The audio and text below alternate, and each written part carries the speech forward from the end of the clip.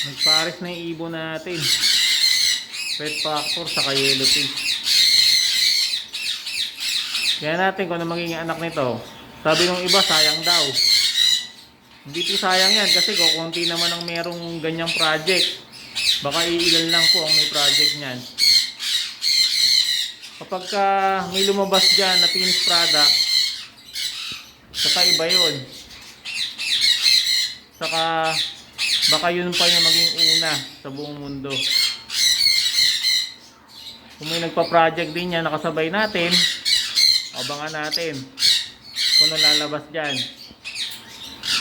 Malay mo makaproduce tayo ng kakaibang kulay mula dyan. Una sa buong mundo yun. Kasi wala pa akong nakitang nag-project nito. Kung meron man, magpapasahan na lang tayo ng impormasyon. Abangan natin mga kahabi. Mga ilang buwan pa. Gagamitan lang natin yan ng Bitmin Pro at Egg 1000.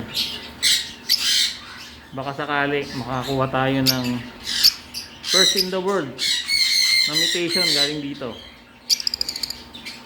Ayos mga kahabi.